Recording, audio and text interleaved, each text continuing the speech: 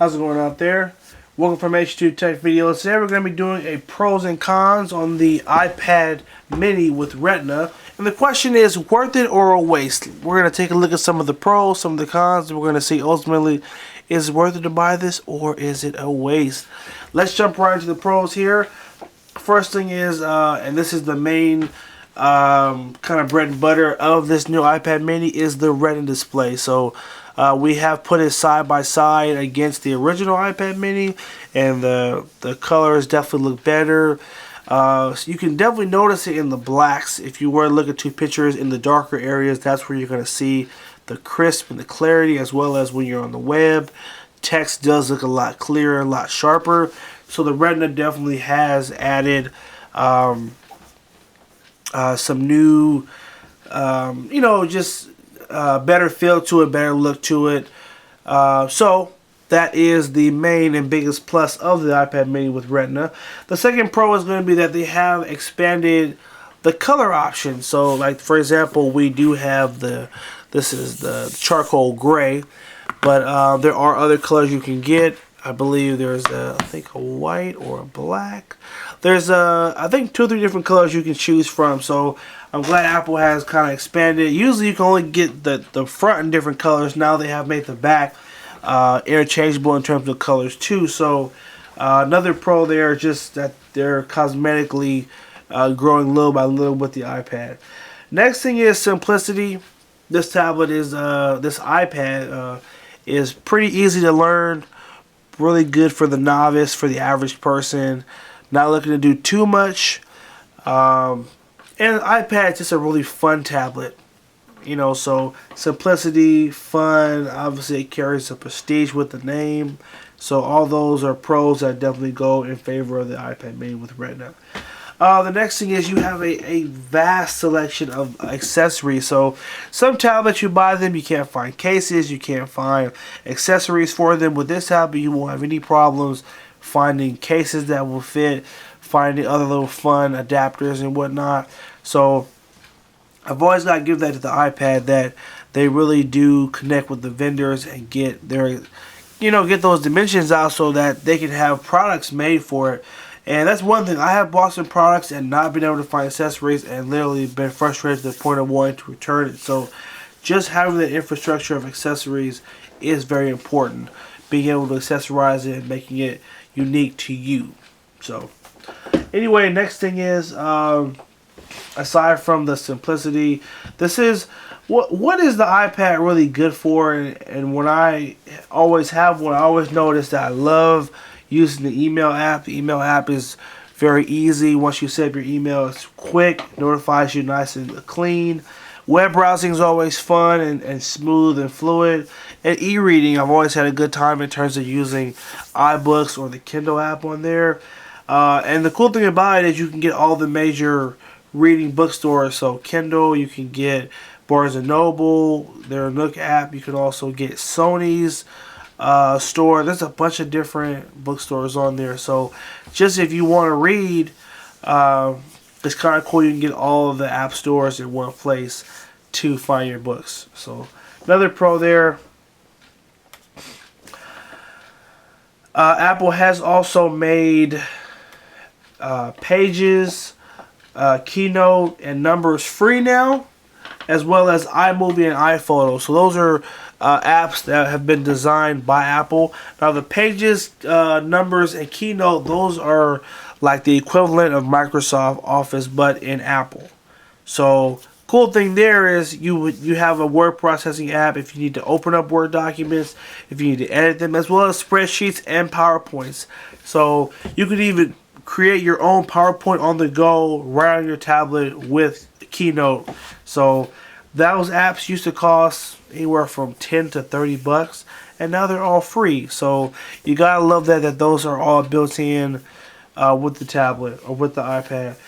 You also get iMovie, so that's a cool app. You can have fun and edit, videos you take, as well as iPhotos, which lets you enhance your photos too. So great plus there that now those are free. Battery life was decent with a pretty good standby time. Standby time is, for example, if you were to put it down and you didn't pick it up for 2 or 3 days, would it still have a charge? And I actually found the standby to be a little bit better on here than it was on the Kindle. That was just in my own personal experience with it. Even putting it down for a couple of days and picking it up, the battery still did maintain a charge pretty well. The Kindle Fire HDX did drain a little bit faster than I did anticipate it to. So those are the pros. Let's jump over to the cons. And the first con is that this tablet is heavier. Because they did add the Retina display, it actually is slightly thicker and it is heavier. So that's my biggest gripe always when they add the Retina display. They always make the darn thing bigger. I don't want it bigger. It should be smaller. It should always get smaller and lighter. Not small, small, small. Let's make a big one. Let's make a small one. I think it's such a catch-22 because everyone did want the iPad mini with Retina. They wanted the iPad with Retina when it first came out. They didn't want the first mini to not have Retina. So I feel like they should have did it the other way. They should have came out with the Retina one first and then figured out how to make it smaller later. So I don't know. I'm not too pleased with the weight and the size. It's just going backwards. You don't want to go backwards. Just when you've been used to holding the regular mini for so long, you get this one, you will feel a noticeable difference in the weight. So the next thing is it's too expensive. I think $400 is way too much for the new iPad mini with Retina. Remember, the original iPad mini was $329. So basically they have made a $70 price jump, and all they have given you is a little bit of a nicer screen, but they have also made it thicker and they've made it a little bit heavier. So I'm not pleased with the price. I think $400 is way too much. I don't think people should pay that amount, just in my opinion. Next thing is you don't have any options to expand the memory. There is no micro SD slot. There is no USB. So if you get a 16 gig, that's what you're stuck with, 32, 64. So make sure when you buy it, you do get a size that will match what you want to use it for. If you're gonna do a lot of music, a lot of music, as well as a lot of video, you may want to get a 32 or a 64. And my next con is that just not much has changed. Again, obviously it has iOS 7 now, but iOS 7, you see, here's my gripe with that, and this is me not trying to rant, but just to really share my general thoughts about it. I love a lot of things about iOS 7. I love the notification, the control center at the bottom here. I love the additions they've made to Control Center. Even the search in the middle has made it a lot more comfortable. But we saw iOS 7 and everybody had it before the iPad even came out. Apple should have waited until this came out, or at least the other iPad came out, and then released iOS 7, because now it's something that's new and exclusive to the new models. If you notice, Samsung always does it. Every time a new product comes out, a new phone or a tablet, it always has software that all the other ones don't have. And guess what? You want it because you know they're great features, and you're like, oh man, now it's only on the new one. Well, I don't know. I feel like because iOS 7 had been out for a few months before these came out, the iPad didn't really feel like it was any better because everyone had already seen and played with the software. I feel like it all should have came out together fluidly, and it would make the iPad seem even more valuable if only the iPad had the iOS 7 opposed to every device having it, everyone using it, everyone already being used to it. So also, my last con is I really was looking for I was looking for Apple to add the fingerprint scanner to the iPad mini with Retina. Had it had the fingerprint scanner, I would have paid $400 for it easily. But right now I feel like for $400 all I'm getting is a little bit of a better screen. To me, it's not enough. So those are the pros, those are the cons. Let's get over to the final question, and the main question people are trying to ask: is it worth it or is it a waste? If we give a drum roll, please. In terms of the iPad mini with Retina, we'd have to give this a waste. Unfortunately, for $400, this is too much money for this. You might as well just spend the extra $100 and get the iPad Air. Fortunately, I don't agree with the price.